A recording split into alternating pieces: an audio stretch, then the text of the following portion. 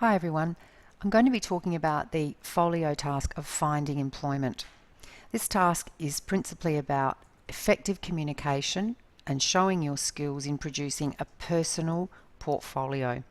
Basically, this would be something that if you were going for perhaps a sponsorship position, applying for scholarship, or even in a job interview, it would be the kind of portfolio that would be great to take with you to impress an interviewee.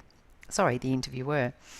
In this portfolio, we want you to showcase your skills, achievements, knowledge and qualities, and you need to choose one of the following things. So the first step, in fact, is identify one of the above, whether it be a place in a training program, applying for sponsorship, trying to get to US college, or any other job-related position you might be looking for, and state this as your aim.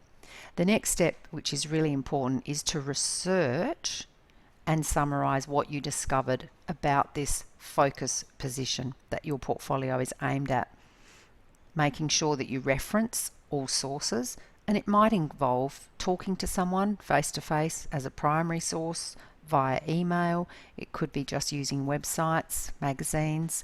Whichever method you use, please make sure you keep a bibliography.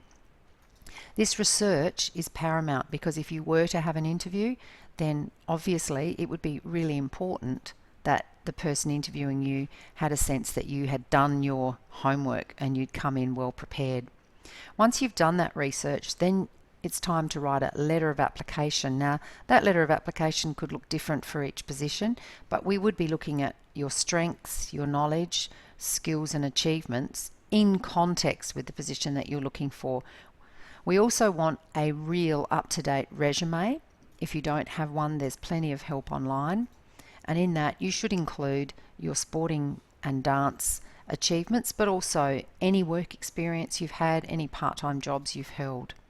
Now, to go along with this, just like a model might walk into an interview for a modelling position with her portfolio of photographs or his, we also would like some relevant and recent evidence that you could include that an interviewer might also be interested in seeing. And I'm going to show you how some students have put together this task, and that may help you to put yours together. Remembering that your portfolio might take the form of many different things. It could well just be a report or Word document, as many of your tasks have been. So that's probably the most common. Some students who are web savvy have made a website. One I'll show you today is a PowerPoint. But one important point to remember is do not include original copies of certificates because it may get lost and we may not get them back to you. So I'll show you how some students have scanned them and others have photocopied. Remembering again, there's no word limit for this. And in fact, it may well be one of the tasks that has least words put in, but there must be evidence, of course, that you have researched. Here's an excellent example of a student who was going to focus his on applying for a US college scholarship. And in fact, in this particular case, this was the emblem of the college he's applying for. Alex is a soccer player. He has an introduction, and then he also evidences that he actually spoke with a recruiter as part of his research, but he's investigated getting college scholarships. He has tips to follow, some of the things that one would go through if you were applying for a scholarship, and then some more information that he's gained from various sources that he has obviously footnoted in this case. The best time to apply, what college to choose. He's really been thorough in this, and his choices were between those top 4. He's also included a map, so he's really gone out of his way.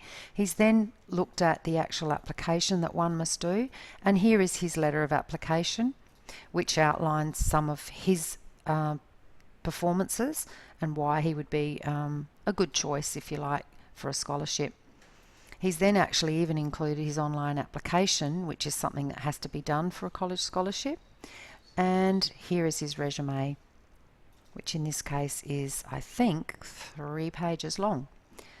Then he's put supporting documentation, and this is what I was talking about when I said don't give us your original copies. He has many different things, a goalkeeping coach's report, he has academic reports from his school and from Marden, All of these things pointing towards that he would be a good bet for a college scholarship.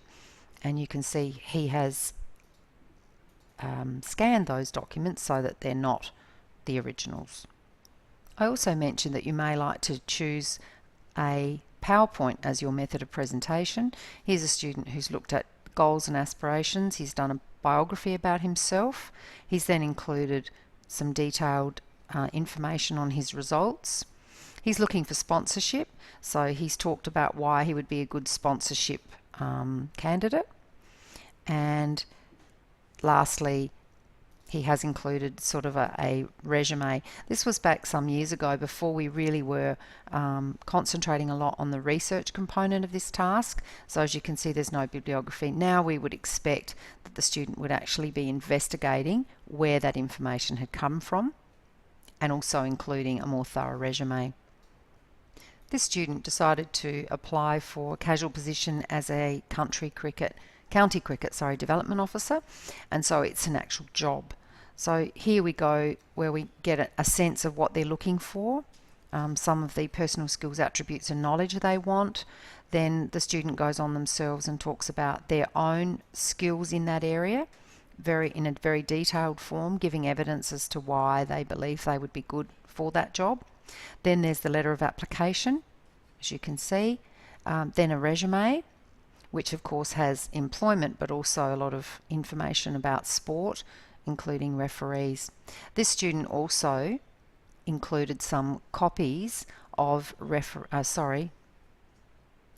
these are the copies of scanned documents that are evidence to show us the markers that this student has these skills, including some reports from the school and any other documents such as coaches' certificates, etc., that might make this student more suitable.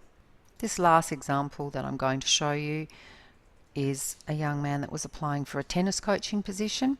Again, as you can see, there are diagrams showing pathways, all coming from the web. There's a rundown on the tennis program that the student's applying for. So there's evidence of research. Some of the criteria for getting into courses that he would need to apply for such a position. More detail here covering courses. All of this obtained from secondary sources. A little more information about what would be needed in this job. And then his actual job application, which is of course includes, I should say, in this case this is a letter of letter of application, the resume, which includes personal goals, referees, etc.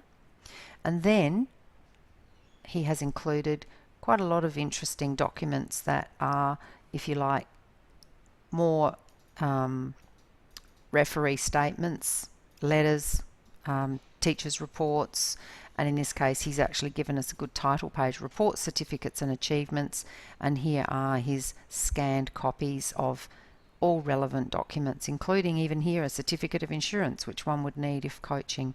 Some of his achievements to date in tennis have also been outlined, as well as some articles from school magazines, local papers, and he's finished off with a bibliography, which is excellent.